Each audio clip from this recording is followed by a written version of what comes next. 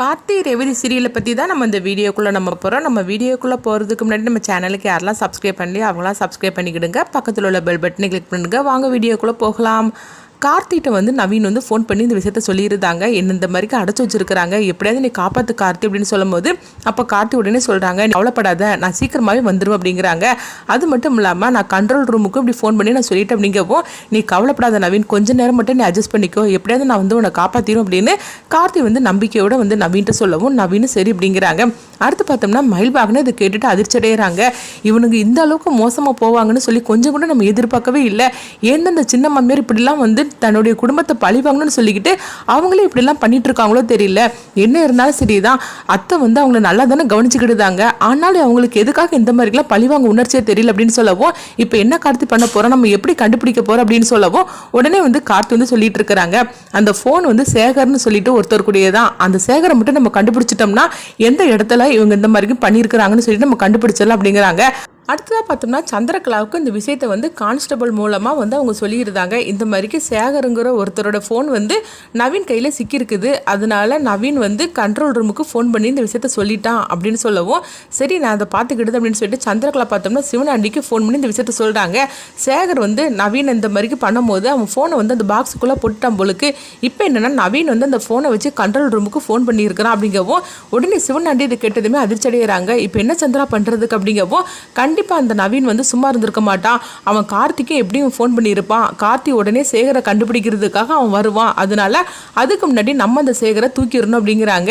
இப்போ என்ன பண்ணுறதுக்கோ இப்போ அப்படின்னு சொல்லிக்கிட்டு சிவனாண்டி சொல்லிட்டு இருக்கும்போது, இந்த சேகரால் இப்போ எவ்வளோ பெரிய பிரச்சனை ஆகி போச்சுது, அவனுடைய நவீனோட கதையை முடிச்சிடலாம், அதோட எல்லா பழியும் தூக்கி எங்கள் அக்கா மேலே போட்டு அவ கதையும் அவ்வளோதான் ஃபுல் ஸ்டாப் வச்சிடலான்னு சொல்லிட்டு நம்ம ஒரு திட்டம் போட்டாக்கி இந்த சேகரால் இப்போ நம்ம மாட்டிக்கிடுவோம் போலுக்கு.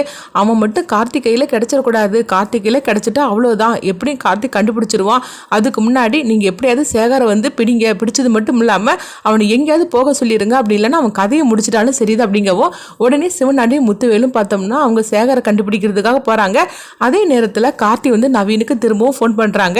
அப்போ நவீன் சொல்லு கார்த்தி அப்படிங்கும்போது, ஆமாம் அந்த ஃபோனில் யாரோ ஃபோன் பண்ணுனாங்கன்னு சொன்னேன்ல, அந்த நம்பரை மட்டும் கொஞ்சம் எனக்கு கூட அப்படின்னு சொல்லவும், ஏன்னா சேகர்கிட்ட அவனை கண்டுபிடிச்சாதான் நீ எந்த இடத்துல இருக்குன்னு தெரியும் அப்படின்னு சொல்லவும், உடனே நவீன் பார்த்தோம்னா அவங்க சேகர் ஒரு நம்பருக்கு ஒருத்தவங்க ஃபோன் பண்ணாங்களா, அந்த நம்பரை கார்த்திகிட்ட கொடுக்கவும், அப்போ கார்த்தி அந்த நம்பருக்கு ஃபோன் பண்ணுறாங்க. ஃபோன் பண்ணதுமே சேகரோட ஃப்ரெண்டா அப்படின்னு சொல்லி நீங்கள் கேட்டுட்டு இருக்கவும், ஆமாம் சார் அப்படிங்கிறாங்க. சரி சேகரோட வீடு எங்கே இருக்குன்னு தெரியுமா அப்படின்னு சொல்லி கேட்கவும், உடனே அவரும் சேகரோட வீடு எங்கன்னு சொல்லிட்டு கார்த்திகிட்ட சொல்லியிருந்தாங்க. இங்கே பார்த்தோம்னா கார்த்தி மயில்வாகனமும் ரொம்பவே ஃபாஸ்ட்டாக இவங்க சேகரோட வீட்டுக்கு போகிறாங்க. ஆனால் அதுக்கு முன்னாடி சிவனாண்டி சேகர்கிட்ட சொல்லியிருந்தாங்க, இந்த மாதிரிக்கு உன் மொபைலை நீ எங்கே வச்சு அப்படின்னு சொல்லி கேட்டுட்டு இருக்கவும், என் மொபைலா எங்கே வச்சுன்னு எனக்கு தெரியல அப்படின்னு சொல்லும் போது, உனக்கு கொஞ்சமாவது அறிவு இருக்குதா, அந்த மொபைலை அந்த பாக்ஸுக்குள்ளேயே தூக்கி போட்டிருக்கிற, அதை நவீன் எடுத்து அவன் என்னன்னா இந்த மாதிரி கண்ட்ரோல் ரூமுக்கு அவன் ஃபோன் பண்ணியிருக்கிறான் அப்படின்னு சொல்லவே, இது கேட்டதுமே சேகர் அதிர்ச்சி அடைகிறாங்க. எப்படியே இந்த நவீன் கார்த்திக்கும் ஃபோன் பண்ணியிருப்பான், அவன் இப்போ உன்னை தேடி இங்கே வந்துட்டு இருப்பான், அதுக்கு முன்னாடி நீங்கள் இருந்து போயிரு, அப்படி மட்டும் நீ போகலன்னு வச்சுக்கீங்க, அப்புறம் உன் கதையை நான் முடிச்சு போடுவோம் அப்படின்னு சொல்லவும், ஐயோ நீங்கள் அப்படிலாம் என்ன பண்ணிடாதீங்க சார், நாங்கள் இருந்து நான் கிளம்பி போயிருந்தேன் அப்படின்னு சொல்லிட்டு சேகர் பார்த்தோம்னா அங்கேருந்து கிளம்பி போயிருந்தாங்க. அடுத்து பார்த்தோம்னா சிவனாண்டியும் முத்துவேலுவும் சரி நம்ம அங்கேருந்து கிளம்பி போயிடலாம் அப்படின்னு சொல்லிட்டு அவங்களும் வந்துருந்தாங்க. அடுத்ததாக பார்த்தோம்னா கார்த்தி சேகரோட வீட்டுக்கு வராங்க. அப்போ வீடு பூட்டிகிட்டு இருக்கவும், என்ன கார்த்தி இவ்வளோ தூரம் கஷ்டப்பட்டு நம்ம வந்தோம், ஆனால் சேகரோட வீடு பூட்டி இருக்குது, இப்போ என்ன பண்ணுறதுக்கு அப்படின்னு சொல்லிட்டு இருக்கவும், உடனே அக்கம் பக்கத்தில் விசாரிக்கிறாங்க. அப்போ அவங்க சொல்கிறாங்க, சேகர் இவ்வளோ நேரம் இங்கே தான் இருந்தான், இப்போ தான் யாரோ 2 பேரும் சேகரோட வீட்டுக்கு வந்தாங்க, அதுக்கப்புறம் சேகர் இங்கேருந்து போயிட்டான், போய் ரொம்ப நேரம் இருக்காது, ஒரு 5 நிமிஷம் தான் இருக்கும் அப்படிங்கவோ, இது கிட்டதுமே கார்த்திக்கும் மயில்வாகனத்துக்கு புரிஞ்சிருது.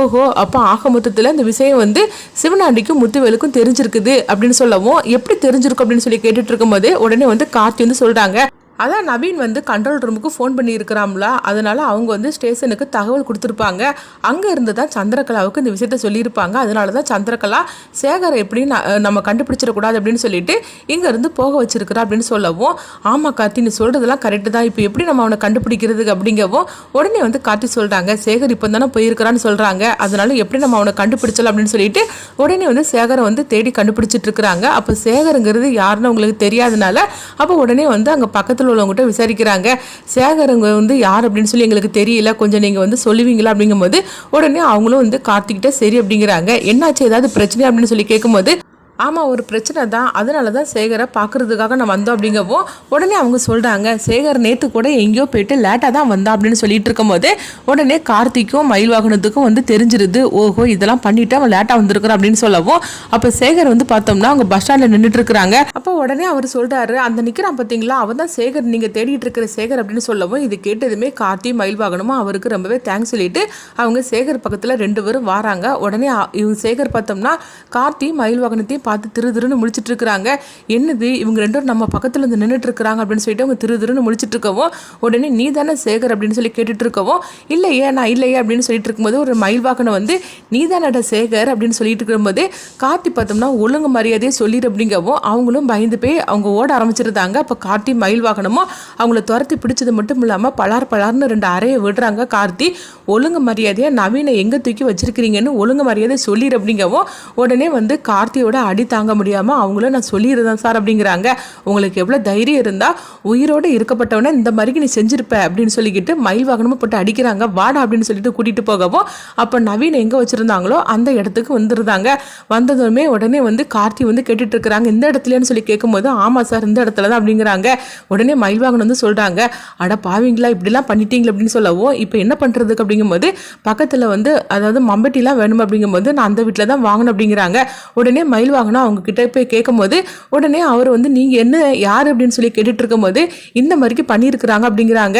ஓஹோ அதனாலதான் இவன் 1 மணி நேரத்துக்கு 5000 ரூபாய் பணம் கொடுத்துட்டு போனானா அப்படின்னு சொல்லவும் இது கிட்டதுமே மயில்வாகன் வந்து கேட்டுட்டு இருக்கிறாங்க என்ன சொல்லிடுறீங்க 1 மணி நேரத்துக்கு இந்த பொருளுக்காக 5000 ரூபாய் கொடுத்தானு சொல்லி கேட்கும்போது ஆமா சார் ராத்திரி போல வந்து கேட்டானுங்க நான் தரமாட்டேன்னு சொன்னேன் அதனால எனக்கு 5000 ரூபாய் பணத்தை கொடுத்ததுமே நான் கொடுத்துட்டேன் அப்படிங்கிறாங்க.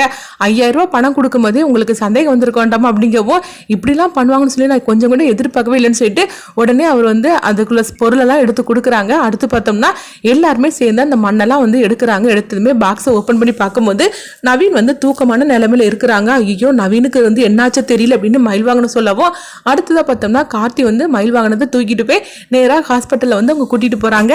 அப்போ சேகரையும் அவங்க விடலை. அவங்க வந்து ஸ்டேஷனுக்கு அவங்க வந்து சொல்லியிருந்தாங்க இந்த மாதிரிக்கு சேகர் வந்து நாங்கள் கண்டுபிடிச்சிருக்கிறோம் இவன் தான் எல்லாத்துக்கும் காரணம் அப்படின்னு சொல்லிட்டு சேகரை கொண்டு ஸ்டேஷனில் கொண்டு ஒப்படைச்சிடவும் அடுத்து பார்த்தோம்னா துர்கா கிட்ட இந்த விஷயத்தை பற்றி சொல்லும் போது துர்கா வந்து ஹாஸ்பிட்டலுக்கு ஓடோடி வராங்க. இங்கே பார்க்கும்போது சாம்டிஸ்ரீ இந்த தப்பை செய்யலை அப்படின்னு சொல்லிட்டு அவங்க நிரூபிச்சிடவும் சாம்டிஸ்ரீயை வெளிவிட்டுருந்தாங்க. சேகரை வந்து அவங்க அரெஸ்ட் பண்ணி போடுறவும் அடுத்து தான் அங்கே பார்த்தோம்னா வந்து அவங்க துர்கா வந்து ஹாஸ்பிட்டலுக்கு வந்ததுமே நவீனுக்கு என்னாச்சு அப்படின்னு சொல்லிட்டு வந்து அழுதுகிட்டே கேட்கும்போது அப்போ கார்த்தி வந்து சொல்றாங்க இந்த மாதிரி நடந்திருக்கு அப்படின்னு சொல்லவோ இதுக்கு காரணம் யார் அப்படின்னு சொல்லி கேட்கும்போது யாரு சிவனாண்டியும் முத்துவேலும் தான் நவீனும் அவனுக்கு பிரச்சனை நடந்துச்சுல அதனால தான் இந்த மாதிரிலாம் செஞ்சிருக்கிறாங்க அப்படின்னு சொல்லவும் இது கிட்டதுமே துர்கா வந்து அதிர்ச்சி அடைகிறாங்க. ஐயோ எந்த தப்புமே பண்ணாத அம்மா மேலே இந்த மாதிரிக்கு நான் கம்ப்ளைண்ட் கொடுத்து அசிங்கப்படுத்திட்டேன் அப்படிங்கும்போது இப்போ மயில்வாங்கன்னு சொல்கிறாங்க துர்கா நான் தான் சொன்னோம்ல அத்தை இந்த மாதிரிலாம் பண்ணியிருக்க மாட்டாங்கன்னு ஆனால் நீ இந்த மாதிரிக்கு செஞ்சுட்டியம்மா அத்தை வந்து எதுனாலும் சரிதான் நேரடியாக கோவப்படுவாங்க திட்டுவாங்களே தவிர இந்த மாதிரிக்கெலாம் வந்து குறுக்கு வழியிலாம் போய் யாரையும் இந்த மாதிரி செய்ய மாட்டாங்க. ஆனால் நீயே புரிஞ்சுக்காம அத்தையை வந்து பஞ்சாயத்தில் கொண்டு நிறுத்தினது மட்டும் இல்லாமல் கம்ப்ளைண்ட் பண்ணி கொடுத்துட்டேம்மா அப்படின்னு சொல்லவும் இதனால வந்து துர்கா வந்து குற்ற உணர்ச்சியில் அழுதுகிட்டு இருக்கிறாங்க. நம்ம அவசரப்பட்டு அம்மா மேலே இந்த மாதிரிக்கு பழியை சுமத்திட்டோமே அப்படின்னு அவங்க கண்கலைங்க அழுதுகிட்டு இருக்கவோ அப்போ கார்த்தி வந்து துர்காவுக்கு ஆறுதல் சொல்கிறாங்க. அப்போ வந்து நவீனுக்கு என்ன ஆச்சோ தெரியலன்னு சொல்லிட்டு இருக்கும்போது அங்கே பார்த்தோம்னா டாக்டர் வந்து ட்ரீட்மெண்ட் கொடுத்துட்டு இருக்கிறாங்க. அப்போ அவங்க வெளிவரவும் உடனே வந்து என்னாச்சு அப்படின்னு சொல்லி கேட்டுட்டு இருக்கும்போது அவங்களுக்கு மூச்சு விடாமல் ரொம்ப சிரமப்பட்டதுனால அவங்க இந்த மாதிரி இருக்கிறாங்க. இன்னும் கொஞ்ச நேரத்தில் அவங்க கண் முழிச்சிருவாங்க. நல்ல நேரத்தில் கரெக்டாக நீங்கள் கூட்டிகிட்டு வந்தீங்க இன்னும் கொஞ்ச நேரம் இருந்தால் கூட அவங்கள வந்து பார்த்துருக்கவே முடியாது உங்கள் கதை முடிஞ்சிருக்கும் அப்படின்னு சொல்லவும் அப்போ துர்கா வந்து அவங்க கார்த்திக்கும் மயில்வாகனுக்கும் வந்து அவங்க நன்றி சொல்லிட்டு இருக்கிறாங்க. மாமா நீங்கள் 2 பேரும் மட்டும் இல்லைன்னா அவருக்கோட நிலைமையை நினைச்சாலே எனக்கு பயமாக இருக்குது அப்படின்னு சொல்லிட்டு இருக்கும்போதே சாம்டிஸ்ரீ எங்கள் ஹாஸ்பிட்டலுக்கு வந்துருந்தாங்க. சாம்டிஸ்ரீ ரேவதி ராஜராஜன் எல்லாருமே உங்கள் ஹாஸ்பிட்டலுக்கு ஓடோடி வராங்க. அப்போ வந்து துர்கா அழுதுகிட்டு இருக்கவும் உடனே ரேவதி ரோஹிணி ராஜராஜன் எல்லாருமே என்னாச்சு அப்படின்னு சொல்லி கேட்டுட்டு இருக்கவும் அப்போ கார்த்திகிட்டே என்னாச்சுன்னு சொல்லி கேட்டுட்டு இருக்கும்போது இப்போ மயில்வாகனம் வந்து நடந்ததெல்லாம் சொல்லிட்டு இருக்கிறாங்க. இதுக்கு காரணம் இவங்க தான் அப்படின்னு ஆனால் சந்திரகலாவோட பேரை இது வரைக்கும் அவங்க சொல்லவே இல்லை. அப்போ துர்கா வந்து சாம்டிஸ்ரீ கிட்ட வராங்க. அம்மா என்னை மன்னிச்சிருங்கம்மா நான் தப்பான முடிவு எடுத்துட்டம்மா என்னை மன்னிச்சிருங்க அப்படின்னு சொல்லிட்டு இருக்கும்போதே பாட்டியும் ஓடோடி வந்துருந்தாங்க. துர்கா என்னாச்சு நவீன் வந்துட்டானான்னு சொல்லி கேட்டுட்டு இருக்கும்போதே அப்போ ஆமா பாட்டி அப்படின்னு சொல்லிட்டு இருக்கும்போது அடுத்து இங்கே பார்த்தோம்னா சாம்டிஸ்ரீ வந்து துர்கா கிட்ட சொல்கிறாங்க இங்கே பாரு நீ என்னை படுத்தின அவமானத்தை நான் கண்டிப்பாக நான் மறக்கவே மாட்டேன் ஆனால் எந்த தப்புமே நான் பண்ணலை அதனால தான் அவனுக்கு என்னாச்சுன்னு சொல்லி பார்க்குறதுக்காக வந்தேனே தவிர மற்றபடி அவன் மேலே இருக்கிற பாசத்துலேயோ ஓ மேலே இருக்கிற பாசத்துலேயோ நான் வரவே இல்லை அப்படின்னு சொல்லவும் அப்போ துர்கா வந்து அவங்க சொல்லிட்டு இருக்கிறாங்க, அம்மா நான் பண்ணினது தப்புதாம்மா, ஆனால் என்னை மன்னிச்சிருங்கம்மான்னு சொல்லிட்டு இருக்கும்போதே சந்திரகலா பார்த்தோம்னா அங்கேருந்து ஓடி வராங்க. என்னாச்சு அப்படின்னு சொல்லி கேட்டுக்கிட்டு வரும்போது உடனே கார்த்தி மயில்வாகனமும் சந்திரகலா பார்த்து முறைச்சி பார்த்துட்டு இருக்கிறாங்க. அடுத்ததாக பார்த்தோம்னா என்ன நடக்க போகுது, கார்த்தி வந்து சந்திரகலா தான் இதுக்கு காரணம் அப்படின்னு சாமுண்டீஸ்வரி கிட்ட சொல்வாங்களா, அடுத்ததான் என்ன நடக்க போகுதுன்னு சொல்லி பார்க்கலாம்.